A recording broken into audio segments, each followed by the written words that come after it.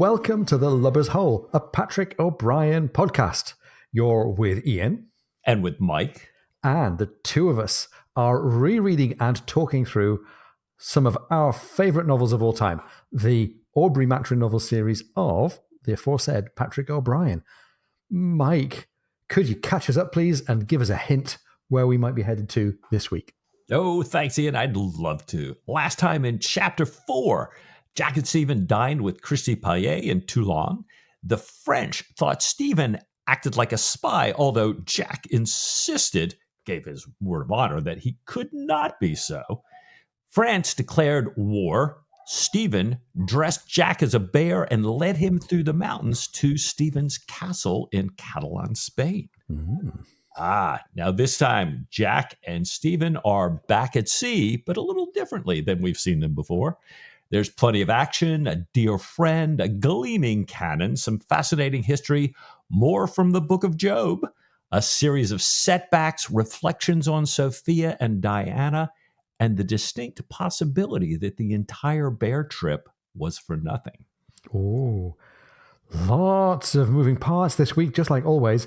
Let's just go back to the bear trip for a second, Mike, because this is a conversation that keeps on giving, I think, in the online world of O'Brien fandom. We talked a bit about this last week, about how maybe there is a couple of versions of reality behind this. We also got a great message from our good friend Mike Taylor. Mike is on the Patrick O'Brien Appreciation Society, and apart from having a cool first name, he's one of our kind of good friends over in Australia.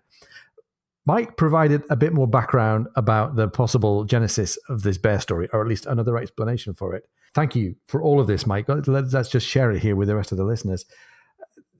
Mike's currently reading The Catalans, another one of the non-Aubrey Maturin novels of Patrick O'Brien. And having visited the area around Collioure, where O'Brien used to live, Mike tells us that he's finding this appreciation and understanding for the writing and what he writes about really gets amplified by that experience. There's a part in the Catalans where the locals are celebrating the end of the grape harvest, the end of the vendange. And there's a party where they all wear masks. And here's a quote from O'Brien's book, The Catalans. The more cheerful souls would change their dress, disguising themselves as pigs, apes, and bears, most often bears. Wow. And as Mike goes on to say, maybe even as early as 1953, when The Catalans was published, O'Brien had already picked up, within a few short years of arriving in Collioure, this strong sense of the local culture, of Catalan culture, and of the mysticism and around dressing up as animals, and particularly as bears. So as unlikely as it might be to have this scenario of a sailor, Jack Aubrey, wearing a bearskin to escape the French, locals in the area around Collioure might not see it that way at all. So maybe this bearskin thing in the Catalans was a little foreshadowing of the device that O'Brien was going to use many, many, many years later in Post-Captain. So, Mike Taylor, thanks very much. That's a really, really great story. And Mike Shank, that's a great kickoff to our episode, I think. Yeah, I love that. Mike, thanks so much. You've been cogitating on this for a long time, sharing a lot of thoughts with us, and we really appreciate it. Well, as this chapter opens, Jack and Stephen come aboard the Lord Nelson, an East Indiaman under Captain Spottiswoode. We'll come back to the good captain and this ship later with reference to history. But for now, we learn that she's been forced into Gibraltar by a severe storm and extensive damage to her rigging.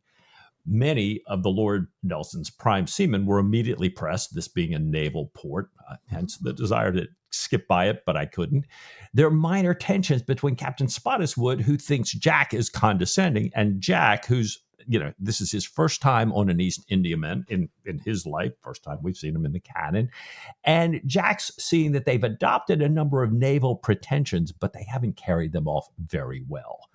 But Jack's mood lightens considerably when he realizes that this grinning, nodding, bashful face kind of inside this group of Spottiswoode's officers, kind of huddled around, is Tom Pullings. And we remember Tom Pullings, we love him. Jack's master's mate, acting lieutenant on the Sophie, back in Master and Commander. And, Pullings is there, beaming at Jack, beaming at Dr. Maturin.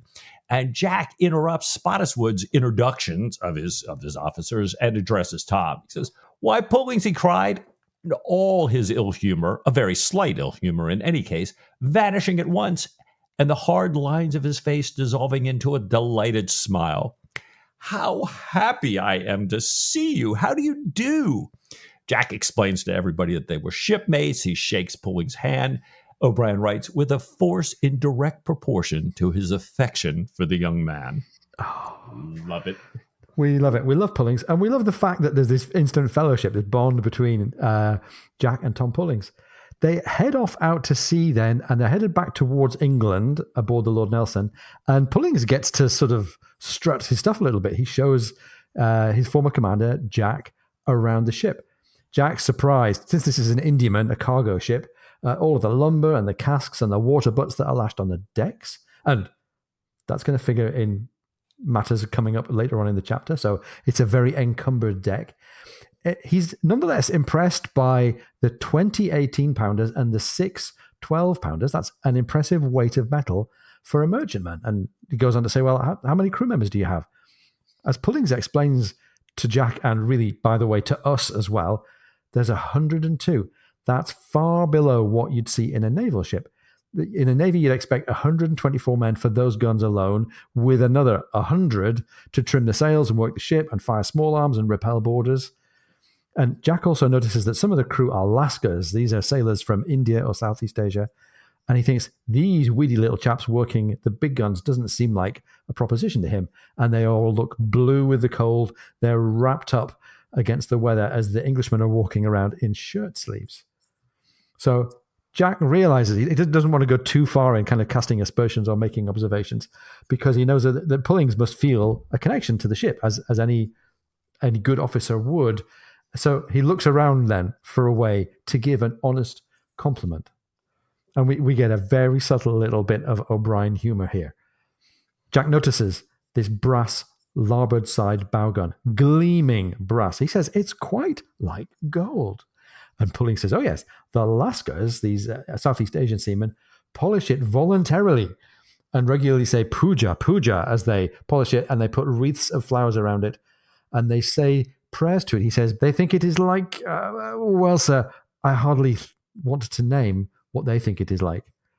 And Mike, I love this. When you look up this word puja, puja is the name for a Hindu act of worship or appeasement to a god with a small sacrifice to an object that is phallic.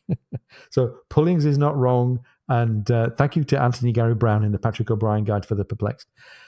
This may be the first time, Mike, but it's certainly not the last time we're going to have phallic imagery and metaphor and humor attached to men of the Navy and how they think about their ships.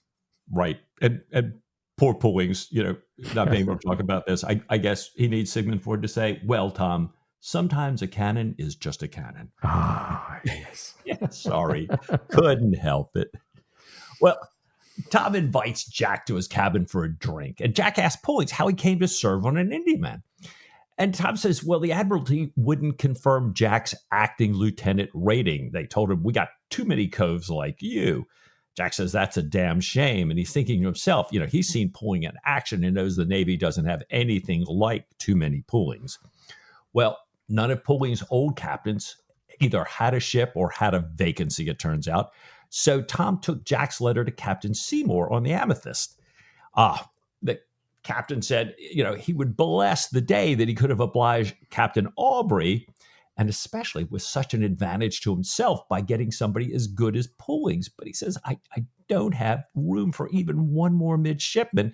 And he takes Pullings to the berth to show him how completely overcrowded it already is. He feeds Pullings an excellent dinner and then says, doggone it, I'm going to do something. And he sits down, writes 2 letters, gives one to Pullings to take to Mr. Adams at the Admiralty, and another to take to Mr. Bowles, his brother-in-law, an influential man at East India House.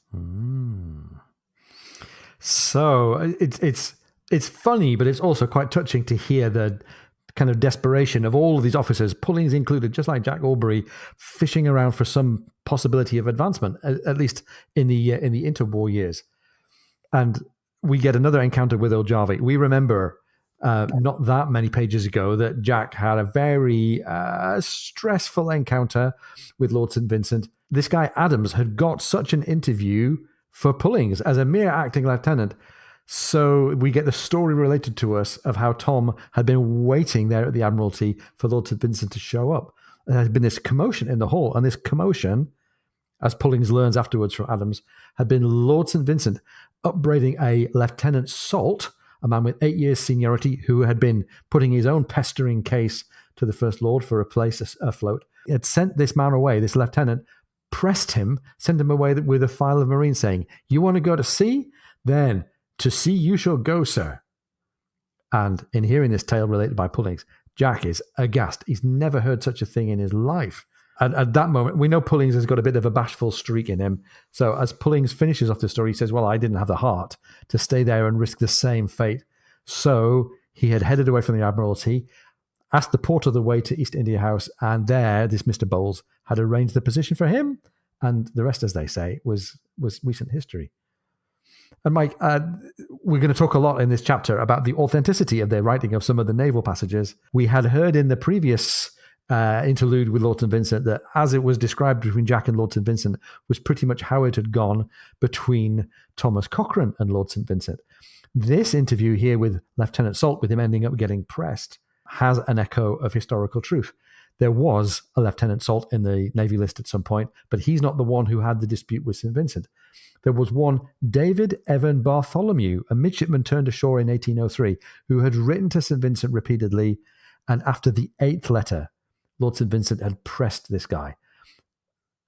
Upon finding himself at sea again, the guy had been re-rated as midshipman by a sympathetic and sensible ship's captain. But this episode was used by St. Vincent's enemies in Parliament to embarrass him as First Lord. And finally, this guy Bartholomew, the formerly pressed midshipman, was commissioned as a lieutenant in 1805. And once again, thank you to Anthony Gary Brown and the Patrick O'Brien Muster book. Pullings appreciates his position on the East Indiaman. He talks to Jack about all its merits, but he says he longs to be on a man of war again. And Jack says, well, it might not be too long, because now that Pitt has become prime minister, so those parliamentary elections that Christy Pallier was talking about have happened here. And Jack tells Pullings that Dundas, or Lord Melville, a man Jack is, as he says, pretty well with, is now First Lord at the Admiralty. Jack says the two of them, Jack and Tom, can probably get a cruise together again. He says it's a real possibility if they can just spread some canvas. Jack dearly wants to get home before, as he says, all the plums are gone. So here we are back with the regular business of the Lord Nelson. After all this previous damage from the storm, Captain Spotswood's got no particular interest in spreading much of the canvas that Jack Aubrey's longing for. Doesn't even set his topgallant sails, much to Aubrey's disgust. The days are passing very slowly, and Jack is just tending to spend his time on deck, looking at the wake extending behind the ship rather slowly. He doesn't want to see the sails struck down. He finds himself often in the company of these two sisters, both called Miss Lamb, hence the Mrs. Lamb, who are on their way to England under the protection of their uncle, a Major Hill of the Bengal Artillery. Now, these two sisters, the Lamb sisters, ask Jack if the ladies of Spain were indeed as beautiful as the song suggested, but were they not perhaps as elegant as the ladies of France? And Jack says he has no idea. When I was in Spain, I didn't see very much of the ladies. He'd been under the care of Dr. Maturin, and he talks up the great role that Stephen had in taking care of Jack. Stephen, meanwhile, appears, and Jack recounts how he'd been telling Miss Susan that the doctor had tried to poison him with his experimental brews. And this is sort of innocent banter. This is very Navy type back and forth. But Mike, I'm already seeing, as we go through this chapter, little items of division potentially arising between Jack and Stephen. And maybe this is the first very low-key one. And probably joining in with a jovial tone, Stephen gets into the conversation. The Mrs. Lamb set Stephen straight. Oh, no, that's not actually what Jack Aubrey had said. Captain Aubrey had said just how much they understood what had been done by Stephen for Jack and how much they appreciate the captain and the doctor. Stephen says He's looking then for the captain. He checks under an empty chair for him and says, I need to tell him that the Lascars are not suffering from a disease from their native air, as the ship's own surgeon had suggested to him, but they're suffering from Spanish influenza, which is soon going to sweep the ship. So Stephen promises that he's going to give everyone a dose. I don't think they had antivirals in 1802, so good luck with that, Stephen. And he's going to provide a prophylactic bottle for the young ladies. And this was almost all being set to rights, I think, when Stephen gets the ultimate Stephen distraction, which is the natural world. Somebody calls out, a whale. A whale. Yeah, the first officer, Mr. Johnston, a former whaler, sees that Stephen is latched onto this whale and asks Stephen, where it is. But Stephen's already bent over looking through his telescope, completely not talking to anybody or listening to anybody. Well, Johnston follows Stephen's gaze and then, spotting the whale himself, says that whale is no good. It's a fin whale. And he talks about how upset he is that there's actually a pot of them. There's all that prime oil out there. No good to man or beast, he declares. And Miss Lucy, one of the lambs, asks why the whale is no good, wondering if it's, in her words, not quite wholesome, perhaps like oysters without an R. And for those of you, and I remember thinking this was gospel, oysters are in season once upon a time in the months ending with an R. So you avoided them during the warm weather months of May through August. But I've learned that with modern refrigeration, this is now a myth. You can have oysters anytime they're fresh and available. But Johnstone says, well, it's no good because it's a fin whale. And Miss Susan says, I believe my sister meant, why are fin whales no good?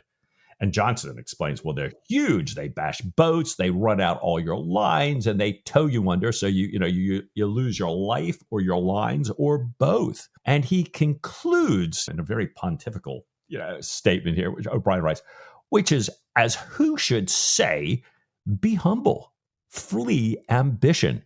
Canst thou draw up Leviathan with a hook? Confine thyself to the right whale, thy lawful prey. And I guess this is something that Johnstone's heard all his life, and it's now taking on biblical proportions here. And poor Mrs. Lamb cries, oh, I will, Mr. Johnston. I can promise you I shall never attack a fin whale all my life. So I love a little bit of O'Brien humor here. And I love that once again, he's right back at the book of Job in the Old Testament. Job 41:1 in the King James starts out, canst thou draw out Leviathan with a hook? Now, interestingly, if you go to the last verse, the whole chapter is about Leviathan and a man who would dare to kind of interact with Leviathan. A little suggestion that says, and if you can't mess with Leviathan, would you really mess with God? But mostly a Leviathan. And I'll use the NIV translation. In the last verse, it says, it looks down on all that are haughty. It is king over all that are proud. Oh. So kind of thinking that one of the reasons you don't mess with this is you'd be a really ambitious person. You're kind of likely to suffer or do yourself in because of your pride. You're feeling like you can take this on. And I thought, wonder if O'Brien is kind of, again, pointing ahead here. Don't know. We'll have to watch anybody kind of fall into this position during this book. Well, let's see. Meanwhile, we get back with Jack and his perspective. Jack kind of likes whales, not in the way that a whaling man does, but he's okay with whales. He and Pullings, though, unlike the ship's lookout, are actually looking elsewhere. They're looking at a sail that is heading along the darkening western sky.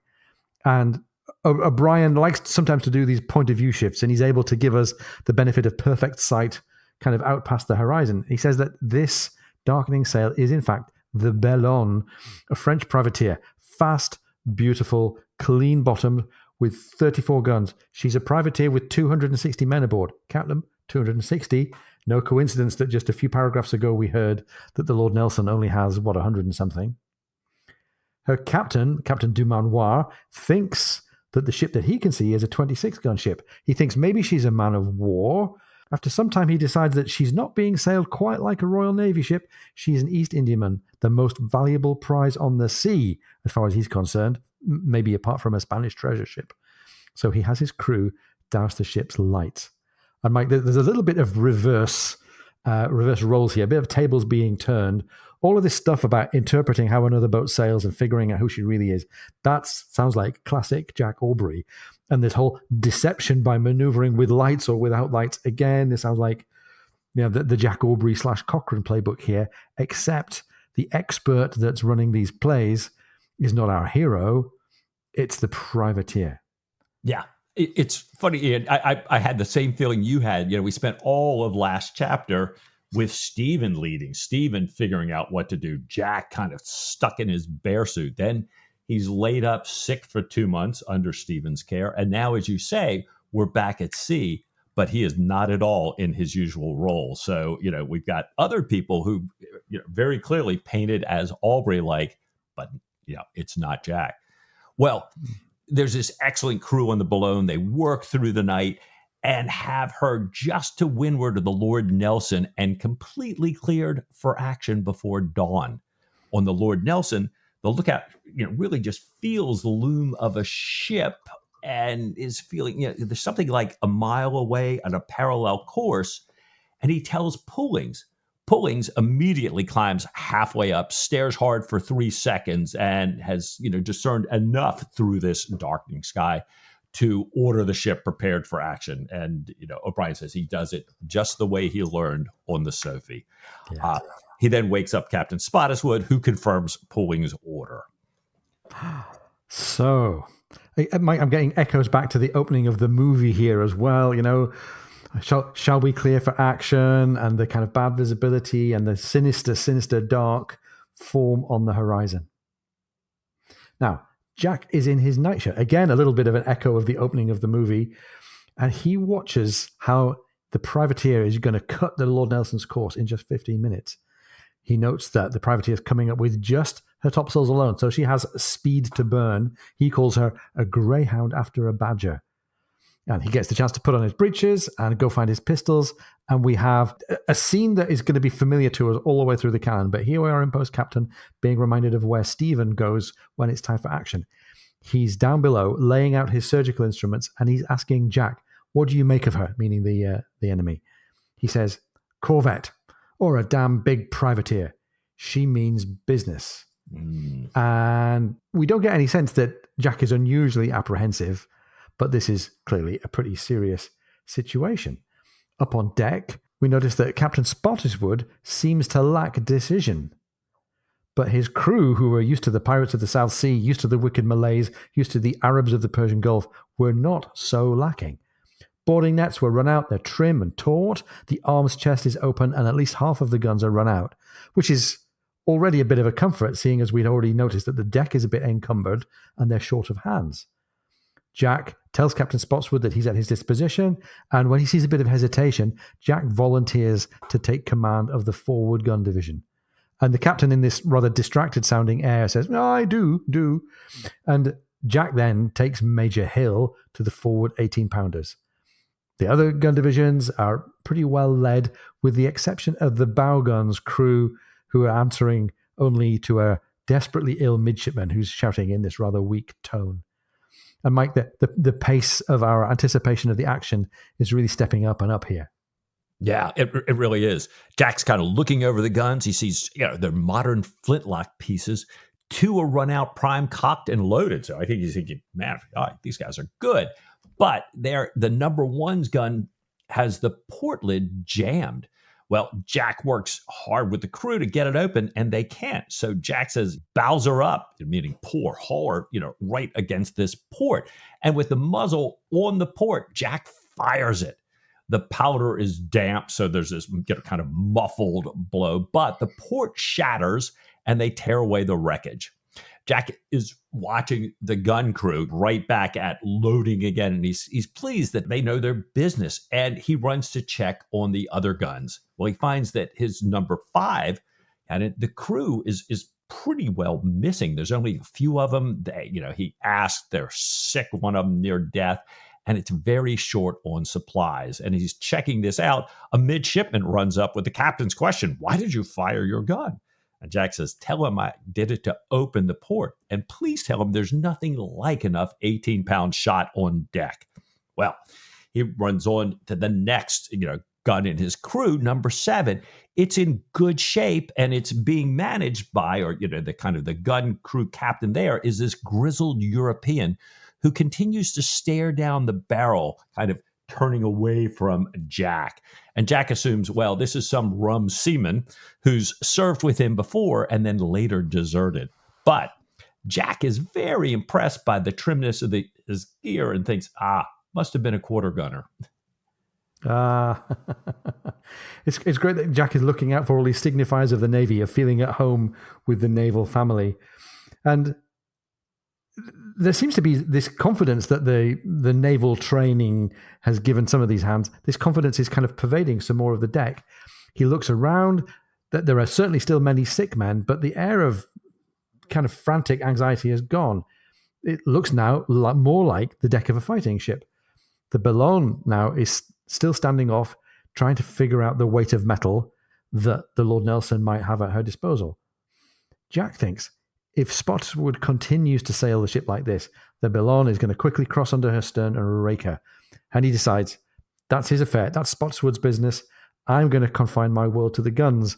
And Mike, I guess like lots of us who've ever been in management, he likes the feeling, even though he's under stress, he likes the feeling of knowing that he can just subordinate what he's going to do to somebody else. And having been a leader himself, he actually finds it a little bit liberating and calming just to be able to say, I'm going to take care of what's in front of me right here.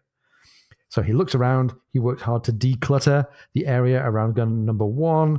And as he moves all these bales and casks around, he realizes he's whistling to himself the adagio from that Hummel piano sonata. And as the text says, he's thinking about Sophia's inept playing, Diana's rough, splendid dash, a jet of intense feeling for Sophia, loving, protective, a clear image of her on the steps of that house. Some fool, Stephen of all people, had said you could not be both busy and unhappy, sad. And Mike, that's quite a bit of introspection for Jack. Interesting that we get this confirmation that his heart kind of is leaning strongly towards Sophie at this point. But it's also interesting that he's willing to label Stephen in his interior monologue as a fool. Right. Yeah, boy, I'm so with you, Ian. Well, Ballone's opening gun cuts his reflection short, and it seems to jumpstart Captain Spottiswoode, who really hasn't been doing much, and he starts giving orders. The Lord Nelson turns, and Spottiswoode says, "Fire as they bear." And Jack thinks to himself, as the text says, that is more like it. The long pause before action was always hard to bear, but now, in a few seconds, everything would vanish but for the living instant. No sadness, no time for fear. Wow. Well, the firing starts all across the ship, and Jack and Major Hill are helping all the gun crews. They're heaving number 5 around. Number 7 goes off with another poor powder explosion, this damp powder, and Jack is really upset here. And he thinks if all the powder turns out to be like this, they might as well just try boarding this privateer now. Gunnery is not going to cut it. But he decides, perhaps the gunner, he says, the mumping villain, a phrase we'll hear again later, just hasn't drawn the guns in the last week. So maybe this will get better. Well, it's an exciting moment. The ships turn to general firing, and the larboard guns of the Lord Nelson, 13 of them, are now firing in 1s and 2s every half minute, which is pretty respectable. Meanwhile, the Bellone's 17 guns had got started with 3 broadsides in 5 minutes, which is the kind of rate that Jack would normally aspire to in a frigate. Now they're breaking up into an irregular, uninterrupted roll of fire. Smoke would normally prevent Jack from seeing what's going on, but twice through gaps in the smoke, he sees his crew's shots go home. But the Bellone has closed the distance, and he realizes that the Bellone's guns are no heavier than 8-pounders, and she's trying actually to tear the sails and rigging of the Indiaman to pieces rather than damage her valuable hull. And he realizes that this means that there's going to be closure and boarding quite soon. So if the Lord Nelson doesn't hit her hard and quickly, the end of this action could be coming up sooner than everybody thinks. And Mike, we get a huge interruption to our time in Jack Aubrey's point of view here. There's an enormous ringing crash inside Jack's head. He's down, but he realizes he's not badly wounded. Number 7 gun had exploded, killing 3 of its men. And in a rare piece of really graphic action writing here, O'Brien explains how it had blown the head off of the gun captain, and part of this guy's jaw had been what gouged this wound across Jack Aubrey's forearm, and meanwhile bits of iron from the exploding gun grazed his head and knocked him down. Pullings looks into his face and tells him he must go below, and meanwhile offers to help him up. Yeah, Jack, all of a sudden, kind of realizing this is Pullings. He hears what he's saying. He comes back fully to life, and he cries, "Secure that gun!" And the text kind of explains that Jack hears it as if it had come from somebody else's throat. They do secure number 7. They take all of its supplies off to number 5. And O'Brien tells us that these, the guns are continuing to fire right next to him, these bursting hammer blow explosions ringing in his ear. And O'Brien goes on to say, the bursting gun, the dead men, his own wound, all merge into the din and the furious activity of battle. Well, the Boulogne is much closer now. Jack's gun crews are firing faster. The Boulogne fires grape and discharges musketry. She's backing her way, using small arms to try and clear the Lord Nelson's deck as her men swarm on the yard arms, getting ready to lash the ship's spars together. And others in the waist there are trying to prepare grappling iron. So as you said, Ian, this is imminent now. It really is. Spotswood can see this happening too. He orders all hands to be ready to repel boarders. The ships come together. The Frenchmen give a cheer and they start slashing away at the boarding netting. Jack lets off a pistol shot at a man who's coming through the number 7 gun port. He grabs a great heavy crowbar, and O'Brien describes his feeling very, very viscerally. An extraordinary feeling of strength and invulnerability, complete certainty, as Jack flings himself at the men who are in the netting, trying to come down over the bows. This is the main attack. He beats and thrusts men down with his crow. There are shrieking lascars on either side fighting with pikes and axes and pistols. There's a rush of company men who manage to clear the gangway and move to the forecastle where this big fight is going on, and they're now charging with pikes. The Indiaman's deck actually sits at a higher level than Bellonna's by the height of a decent spring, a decent man's jump. And since the Bellon slides slope deeply inwards, there's an awkward space in between the two ships. There are men there clinging desperately, trying to come aboard. There are crowds, meanwhile, on the Lord Nelson rushing forward, and the heave of the sea separates the ships. A group falls between them. They're blasted away by Mr. Johnson's blunderbuss. The lashings are cut. The grappling irons fall off, and the quarterdeck guns of the Lord Nelson fire 3 rounds of grape, wounding the French captain, unshipping his wheel, and cutting her spanker halyards. And Mike, this is now really, really finely poised here. However, if only the Lord Nelson had enough men to repel boarders and fight the guns, she could possibly now have raked the Boulogne at 10 yards range. But as it is, they don't have the hands, no shot is fired, and the ships, in this kind of odd stalemate, drift silently apart. We go back to the point of view of Jack Aubrey. He picks up this boy, a ship's boy, both arms slashed to the bone, and carries him down to the cockpit. So we get a quick check-in with Stephen. Jack tells Stephen that they've beaten off the boarders so far, but the Boulogne boats are picking up men. They have 200 or 300, and they'll be back again at it soon. Stephen says, well, right here, I have 30 to 40 wounded men. Meanwhile, Jack, show me your arm and your head. And Jack says, I don't have time for that. Another time, a couple of lucky shots, and we could disable him. So, Mike, although I think we started out this fight believing that the fight between these two ships was uneven and weighted in the favor of the French privateer, maybe there's a chance. Maybe it's a case of so far, so good.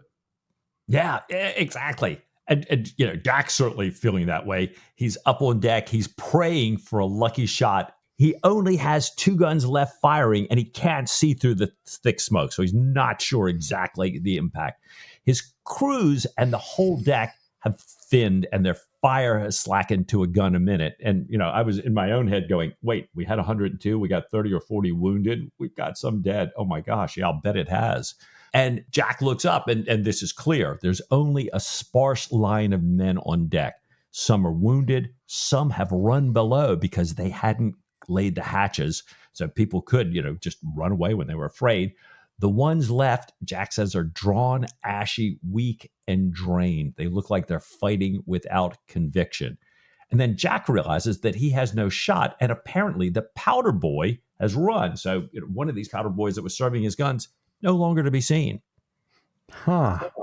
So maybe discipline is breaking down. Maybe the crew is starting to thin out here. Interestingly, to use our well-worn phrase, Mike, we should stick a pin in this next encounter because it feels slightly absurd that we focus on a conversation between Jack Aubrey and a ship's boy. So there's this boy who comes up from below, waddling from the main hatch with two heavy balls clasped in his arms. A new boy, says the text, absurdly dressed in shore-going rig, new trousers, blue jacket, pigtail, inner ribbon, a fat boy. Jack screams at him to take balls from forward, calling him a poxed son of a whore as he snatches one ball from him, loads it, and turns back to the boy's mute, appalled face. We're back into Jack's POV now as he points to number one gun and says, take balls from the dozen that are piled there at the double. He fires the gun and he sees Hill snatch up this plump little boy from the recoil. Jack, in turn, picks the boy up and says, stand clear of the guns. You're a good boy, Pluckton. Just bring one at a time. And he says they also need cartridge, but it never comes.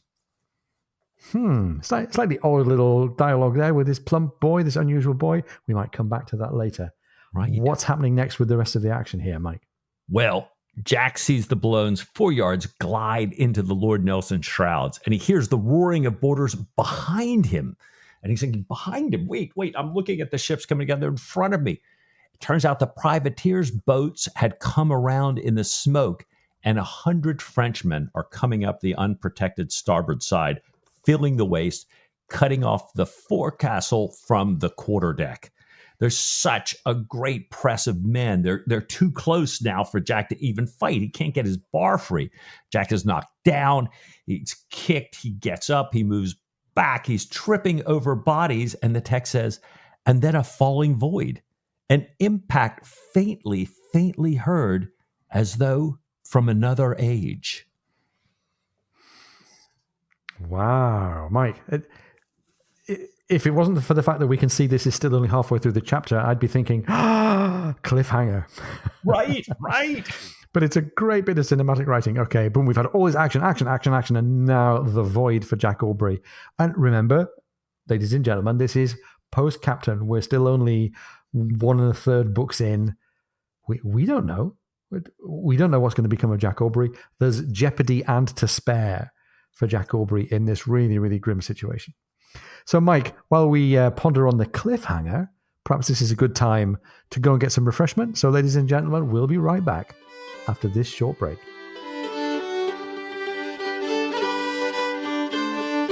If you're enjoying the podcast, please come and join our supporters on Patreon. Go to patreon.com/LoversHole.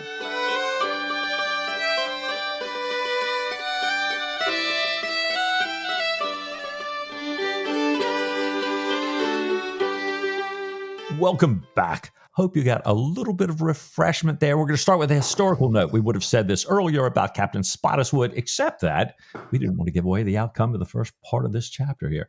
Robert Spottiswoode was indeed the master of the real Indiaman, Lord Nelson, when she was taken by the Boulogne on August 14th, 1803. So a real action located in history, one that I'm sure O'Brien researched a great deal. Very cool. And it's funny, Mike, I remember reading this and being skeptical, as we said way back in one of our earlier episodes, skeptical that there could have been an Indiaman already named Lord Nelson as early as 1802, 1803, but there absolutely was. Nelson had been ennobled for his part at the Battle of the Nile, and this all absolutely checks out. Great job, Patrick O'Brien. Now, in a slightly sort of adventure story mode, we go straight back with the hero who comes to watching a swinging lantern. He thinks, well, maybe I've been watching this lantern for hours, and the world gradually falls back into place around him. His memory starts to come back. He can't quite remember the sequence after the bursting of poor Haynes's gun. And by the way, Mike, that means that he can't remember all of this business with the shot and taking them from forward and the boy and so on. He's realizing that he knows the name, Haynes, of the grizzled European that had been at the gun that blew up. This guy, Haynes, had been a quarter gunner, served with Jack on the Resolution way back earlier in Jack's career. The rest of Jack's memory, though, is darkness. And he sees Stephen now moving about among the bodies and calls out to him. Stephen comes over and says, "How do you find yourself? How are your intellectuals?" And Jack says, "Pretty well, I thank you. I seem all of a piece." And by the way, Mike, this is another phrase from our favorite bit of Dryden. And Google Ngram confirms that this phrase, all of a piece, really peaked at about the time of Dryden's verses, some decades before this actually all took place, dropping down by 1800. So this is another nice little Easter egg for O'Brien to take us back to the world of Dryden. Stephen says that all of Jack's limbs and his core are sound. Stephen's only fear had been that Jack might have fallen into a coma, having fallen down the forehatch. He gives Jack an Almoravian draft and says that they didn't find half of his supply, which, Mike, raises a few questions in my mind. Almoravian what now? And who didn't find half of what? So do you want to help us out with the Almoravian thing? Yeah, Almoravian, and I can only help us so far here. It's a name that comes from the Berber dynasty, the dynasty that ruled much of North Africa and Spain from about 1056 to 1145 per Dean King's A Sea of Words. But in all the references that I checked and all my usual go-tos, I couldn't find what it was or what it treated. None of them had any idea either. Just a lot of question marks afterwards. But it's a cool sounding name, right? Right. So when Stephen says they didn't find half of his supply, who's the they, Mike? What's really going on here? Well, Jack asks, what they have we been taken? And Stephen says, yeah, we were taken. We lost 36 men. We were plundered cruelly. We were kept under hatches the first few days until Stephen says he removed a ball from their captain's back and treated their wounded. So, little good faith now between them. And he says their second captain, Azema, is an amiable man, a former king's officer, and he has prevented any gross excess after the plundering. So, in lieu of the plundering. And Jack says, well, how about the lambs? Stephen says, well, they're dressed as boys. And I love O'Brien's sex here. Stephen says, I'm not sure that they were altogether pleased with the success of their deception. Now, Jack asks about the prize crew. It's 46, too big to consider retaking the ship. And the officers, Stephen says, have given their parole. And some of the Lascars, the ones who are not down with the flu, have taken service for the French. They're getting paid by both sides now. The crew, Stephen says, is carrying them into the Spanish port of Coruña. Jack is glad, though, thinking, the chops of the Channel and westward, they're going to have to travel through that. And that is likely to be filled with English cruisers.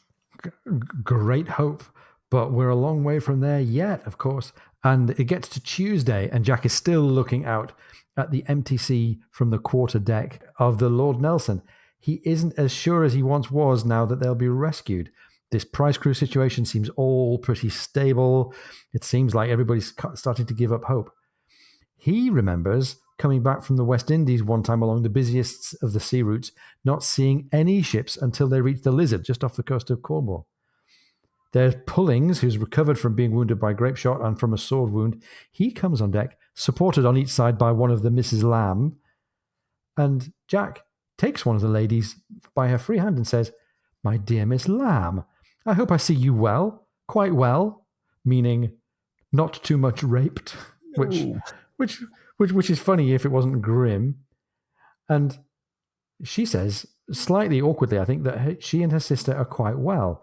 And the French privateer Captain Azema comes over. He's very courteous. We start to think of him as a little bit sympathetic. He bows, greets the ladies, tells Jack that the Mrs. Lamb are under his protection. He's persuaded them to wear dresses again, since none of his men, even without his protection, would disrespect such heroines. And this rings a little bit false with Jack, who doesn't quite understand. Pulling says, well, they're copper-bottomed heroes for carrying all the powder, match, and wads about during the battle. And Jack cries, did they carry powder? And now we learn what was going on in that spell that we heard about with the boy, but that Jack had managed to wipe from his memory. Miss Susan called Jack a horrid two-faced thing. She says Jack, saw her sister and shouted the most dreadful things. He'd sworn at her sister. You know you did. Oh, Captain Aubrey, fie. Here's a little reveal for somebody who's on deck here. Captain Aubrey, observes Azema, and he mentally tots up the fact that his prize and his ransom funds are now increased because he has an English officer amongst the prize money count. And Jack thinks, aye, I've blown the gaff. I'm brought by the lee. But he starts making amends to do here with the Mrs. Lamb, right? Yeah. Well, Jack says carrying powder is an amazing, spirited thing to do. He humbly begs the Lambs to forgive him, saying that the last half hour of the action, a pretty warm action, he adds, is a perfect blank for him because he fell on his head. He honors them for their actions. He asks for their forgiveness, and he asks them to please tell him what he said so he may unsay it at once. Miss Susan says, well, she forgets his exact words, but they were monstrous. And before she can go on, there's a sound of a gun close by, and all of them stop talking and pivot towards the Boulogne, which is quickly making sail. Well, Captain Dumanoir over on the Boulogne hails them and tells them to head straight for Corunna as he goes off to check out a strange sail and either fight or lead them astray if they're an enemy. He doesn't want to lose this valuable Indiaman prize. However, the Lord Nelson is short on supplies, so it can't repair some of its sails and rigging. Its pumps have never stopped running since the action, and it can only make 4 knots even with its topgallant sail set. But in 2 minutes, the swift Boulogne is 2 miles away. So, let me get out of the vicinity of the Indiaman. Let me find out what this other ship that I can see over on the horizon is, and we'll take it from here. Yeah, and we've gone from Jack Aubrey hoping to encounter English cruisers to the pesky Boulogne has been and found yet another prize. But maybe there's a little bit of hope here in the fact that the Boulogne and the Lord Nelson are now separated by a stretch of water. Up Jack goes then into the top. There's a privateersman in the top there. It turns out this is one of the guys to whom Jack had given a really terrible blow during the boarding action, but there's no grudge born here, and he turns and tells Jack, it's one of thy frigates down there. And Jack, from where he is now, can see her. She has 38 guns. She's flying a red pennant. She adds sail, and she alters course to close with the Boulogne, then sees the Indiaman and alters course to find out some more about her. Seeing this, the Boulogne tacks rather clumsily. She takes an age to come about, and Jack hears the prize crew laughing on the deck below. I think they're expecting, Mike, that the frigate here is going to encounter the Boulogne, and maybe there's going to be some more prize taking by the French before the day is out. The frigate, though, stays on course until she's a mile from the Lord Nelson. She fires a gun and breaks out the red ensign. Now, maybe Jack Aubrey's hopes can begin to rise again. This is one of the cruisers that he was hoping for. Maybe. Jack thinks, well, maybe if it was me, I would have tried the French or the American flags first to give it the Cochrane touch. But the Boulogne, meanwhile, shows her French colours and passes as a national enemy ship to lead the frigate away. The lookout chuckles to himself. He's watching this just as closely as Jack is. Jack knows what the frigate captain was thinking. He's thinking that the merchant ship could be a prize, but he doesn't know what kind. And there's a poorly handled French corvette crossing his bow 3/4 of a mile away, peppering him with random shot. So the frigate hauls her wind, turns to pursue the Boulogne, clearly planning to deal with the Boulogne first and then come back to check on this hypothetical merchant prize later. And Jack can see the deception that the Boulogne is playing here. He says to himself, surely to God you must see that she's spilling her wind. So the Boulogne is successfully keeping just out of reach of the frigate's chasers. And in fact, they keep sailing away until they are both just flecks of white on the horizon. And this seems like Jack's moment of hope is now gone. As he starts to climb back down the rigging, the seaman gives him what we learn as a compassionate, philosophical nod, as if to say, this has happened to him before. It was happening to Jack now. It was one of the little miseries of life. And Mike, this sounds like some things that we've seen before in other places, right? Yeah, I'm thinking in a comparable movie today, the line might be, hey, it's not personal, it's just business. But, I think that's a far different attitude than what's going on here. And this compassionate and philosophical side, as O'Brien says, perhaps this kind of thinking accounts for some of the honor and respect that opposing officers give each other. To me, the comparable line might be, here by the grace of God go I, or there by the grace of God go I, or maybe, hey, on an uncertain sea, all our roles may be reversed tomorrow. So, kind of a variation on the golden rule. Now, we've seen that so many times. Well, we'll see that so many times amongst officers, but it's clearly at this point a tradition that Napoleon trampled on when he rounded up the English citizens at the start of this book. So we were not just, combatants to combatants, and maybe a thread that runs between a little tension between Jack and others in this chapter. Oh, good point. Good point. Now, the day wears on and night falls, at which point Captain Azema alters course, never to be seen by the frigate again. Again, Mike, we've got all of the wiles and seamanship and navigational chops of Cochrane being portrayed to the benefit of the French privateer here. Jack realizes that La Coruña lies ahead on this very slow journey, and now that Jack is known to be an officer, he's never going to be let ashore in Spain, but instead is going to be held in irons until his valuable carcass is carried to France. And by the way, since he was so excited about setting more canvas and getting home in time for picking up a plum, this must be a real heart-sink moment for him. Now, they have 2 days where the sea is a total void, but finally on Friday, the sea is full of sails. A fleet of fishermen, bankers who are bringing codfish from Newfoundland. There are a number of other trade vessels. There's a bean cod, a Portuguese fishing vessel, and this all means that the coast must be nearby. Even so, Jack and Pulling's attention is drawn elsewhere. It's drawn to a cutter that's steering an erratic course in the midst of these ships. So, Mike, I think we're seeing here this cutter might well be English. We know that the cutter is a rig, a style of ship often used by the Navy and by privateers and by smugglers. Fast, nimble, and weatherly. She puts up a gaff topsail, which is a modern sail not often used by the Navy. She, we think then, is a privateer. Captain Azema clearly shared that view. He has the guns drawn and run out on both sides as the cutter works her way up slowly into the eye of the wind. So, another turning of the tables, maybe. Right. Well, as the cutter gets closer, they all see that she's had a rough time of it not long ago. The mainsail's double reefed with strangely patched holes. Her upper works have a chewed appearance. A gun port has obviously been hastily repaired.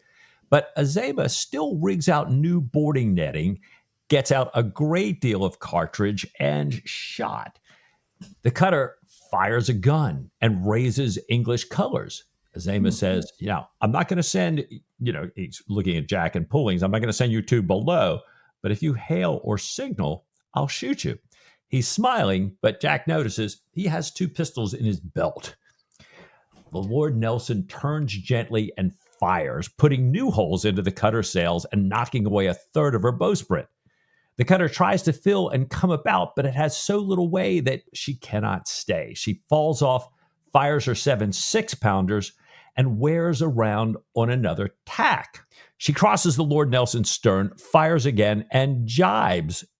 O'Brien writes, G-Y-B-E-S, like a dancer. And I think, Ian, wait, jibes, that sounds like something I know, but I haven't seen this kind of word before. Tell us about jibing here. Yeah, so in a squaring ship, when you change direction by pointing the boat away from the direction of the wind, that's called wearing. And it's actually in a squaring ship, it's a very calm maneuver, it's a very safe, low-risk maneuver. But in a rig like this cutter has, where you have a gaff at the top of the sail and a boom at the bottom of the sail, if you change direction with the wind going behind you, it has the same effect as wearing, but you do this maneuver called jibing, where the boom flips over from one side to the other. And if you do it without taking care and without being under control, it can be risky. If you can do it well, and it's all about timing and control of the rig and picking your moment, if you can do it well, it can be a really efficient way of rapidly turning. And it's a maneuver that racing boats use a lot in pre-start maneuvers. And I can just imagine this boat quickly, elegantly, with great seamanship, jibing. I don't know, though, why she was described as having done a wearing maneuver just a few sentences before, but never mind. I love the image of her jibing like a dancer. Meanwhile, she comes in close. Her 6-pounders cut up the Lord Nelson's rigging, and it looks like the cutter intends to carry on this way. Now, Azema swings the Lord Nelson through 90 degrees. He walks down the line, speaking to each gun crew, and sends a deliberate broadside, right to the space where the cutter had been only 2 seconds earlier. Now, as if by magic, the cutter's master puts her helm hard alee just at the moment of the call to fire and heads in toward the Lord Nelson. So we've got dancing maneuvers here, really, really tight maneuvering, close quarters maneuvering, and so far, this cutter is still in the fight and doing well. This maneuvering happens again, and the cutter's closing in and seems to be preparing to board. But Mike, time for another turning of the tables here. No. I think Azema's finally kind of figured out what's going to happen again. So he fires this time. And this time, after the smoke clears, the cutter's topsail hangs drunkenly over her side. There's no captain at the tiller and a heap of men struggling or motionless on the deck. She just carries past the Lord Nelson and then starts, as people are kind of getting back together, starts to race away. She survives the next broadside, and Azema fires a few more kind of nonchalantly, but lets her get away, has no great interest in sinking, or destroying her. Wow. So, Mike, it seems like that action is now all over. We had high hopes that something might come of it, but the cutter's now out of sight.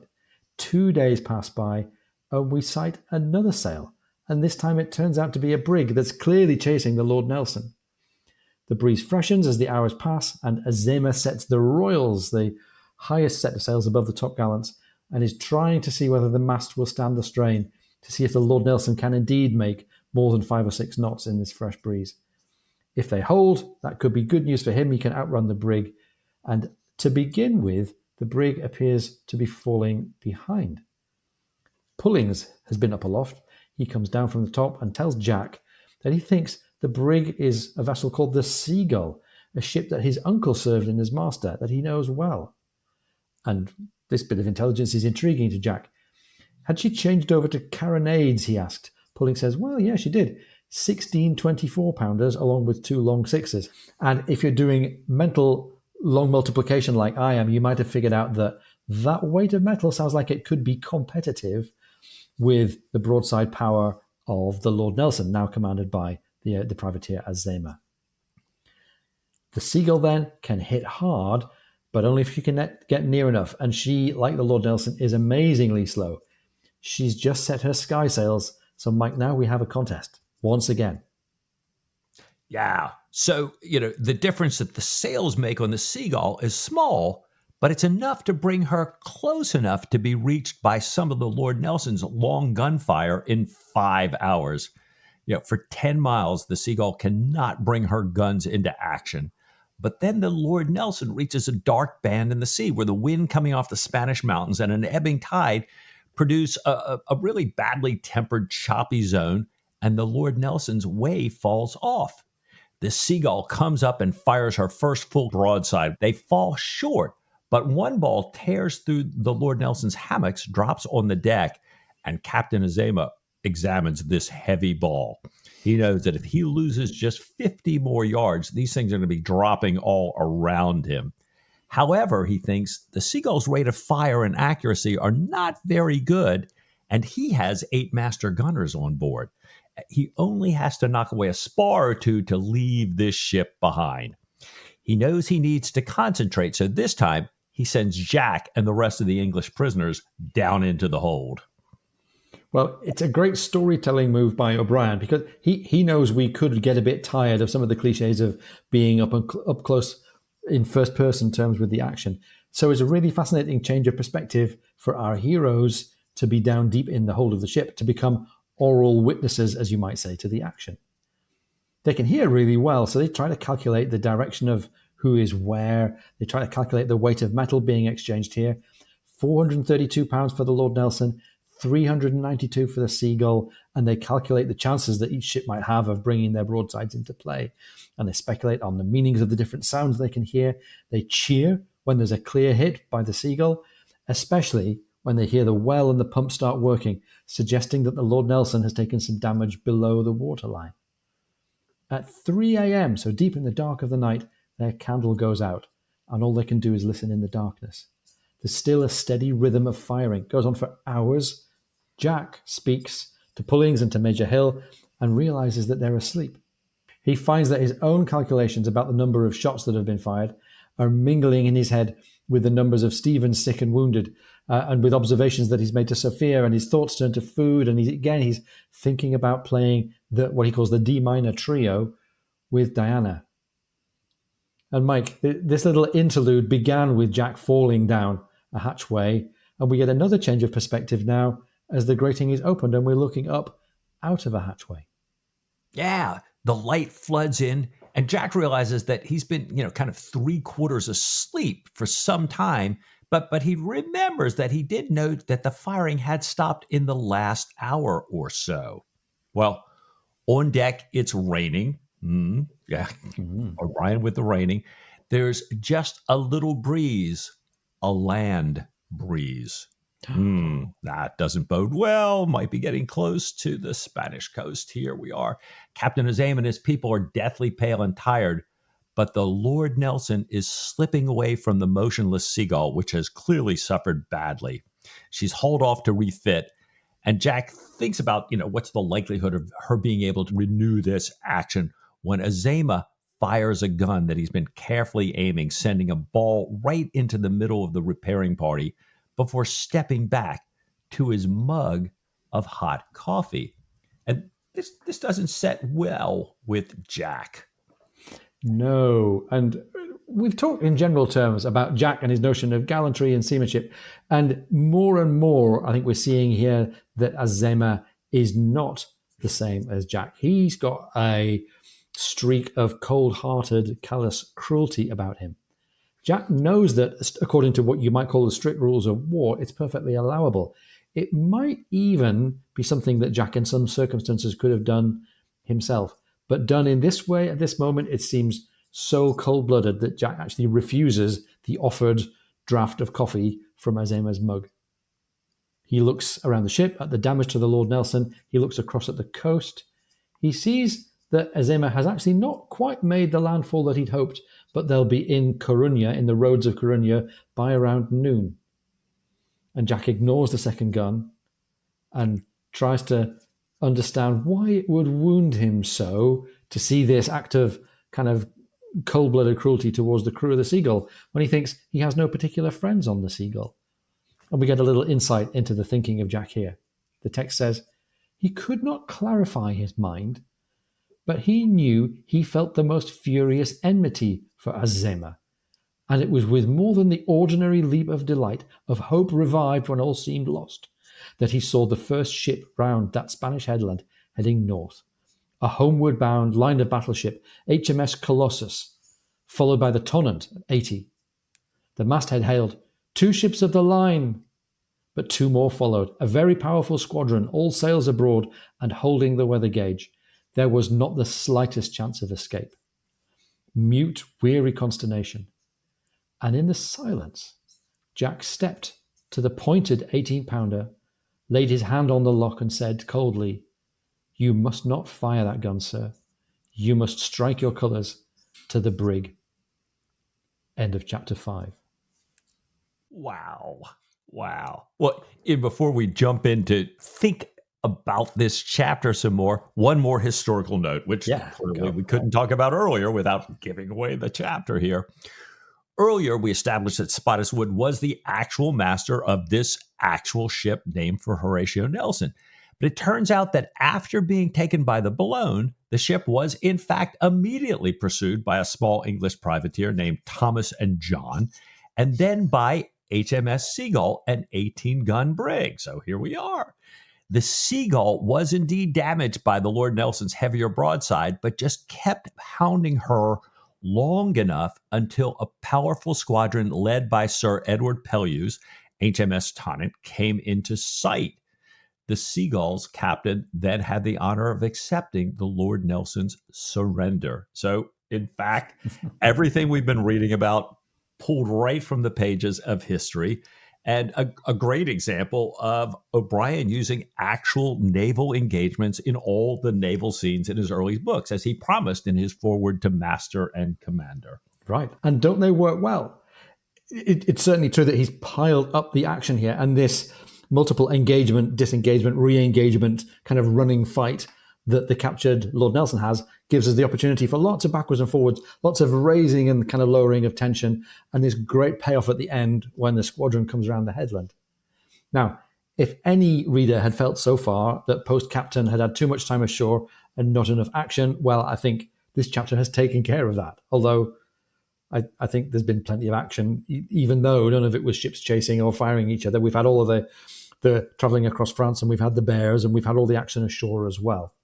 Well, but anyway, I almost suggest that there's been plenty of chasing and outmaneuvering and firing at each other, but it's been by our main characters, these men and women, not by ships. But indeed, by their metaphorical cannon rather than their physical cannon. Yeah, right, exactly. right, yeah. So, if you had been in this book hoping for heavy ordnance, then you got it in spades in this chapter. And really interestingly, we've had all these battles, and Jack Aubrey was not in charge. And Mike, we've talked about this before. Patrick O'Brian resists the cliche of putting his hero in the battles. He resists the cliche of always telling the story of these battles from the perspective of a commander, especially a commander on the victorious side. So O'Brian started this way, and he's clearly going on in the same vein. Yeah.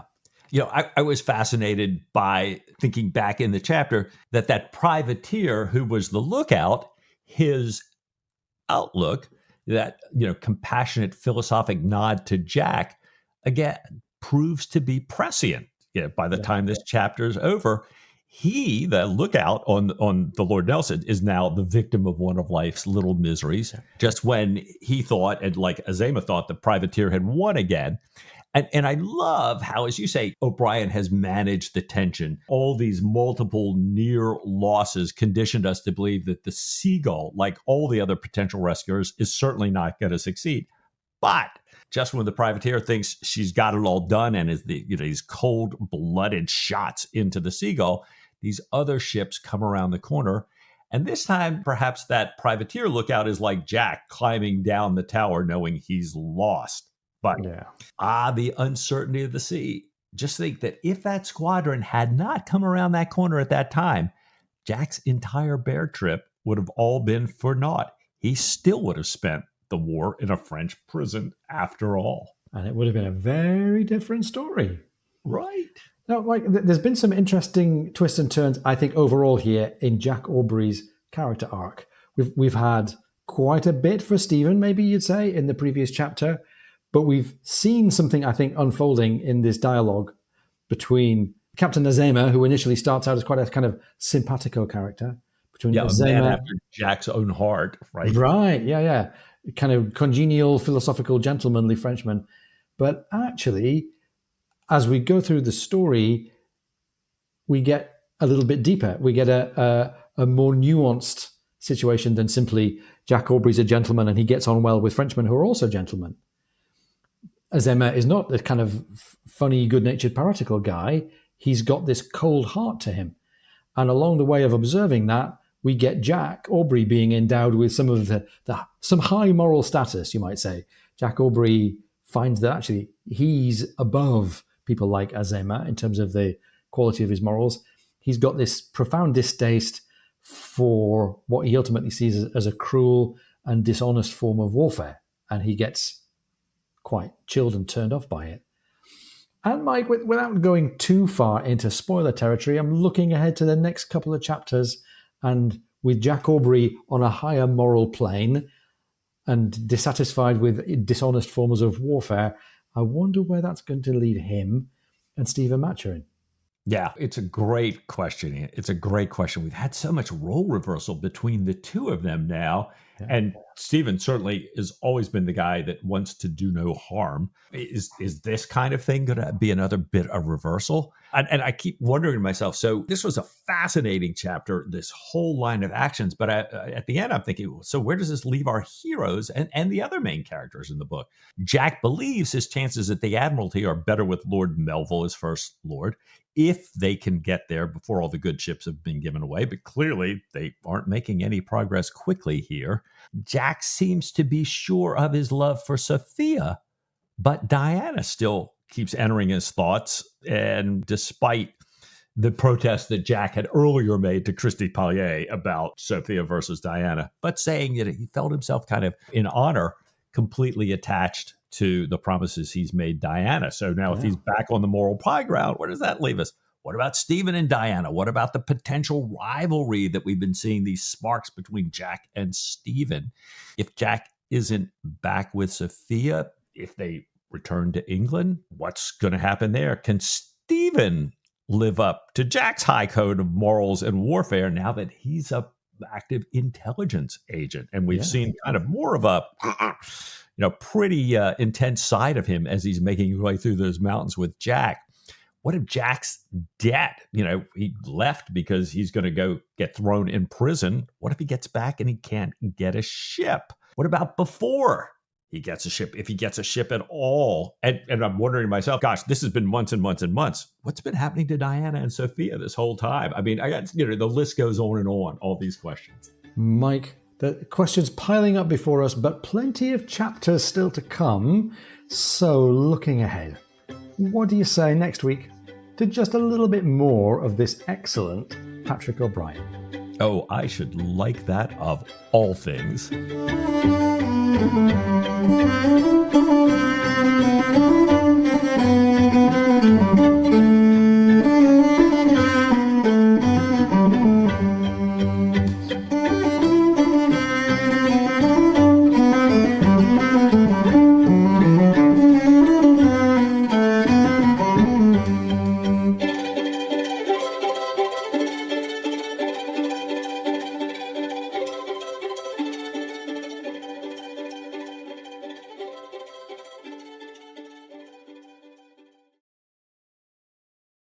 Every time he fires, so he's going through a little incantation of the of the Episcopal liturgy, or no, I should say, sorry, an incantation of the Anglican liturgy. Sorry, well done in the pod. There you go, Sam. Good try. Good try.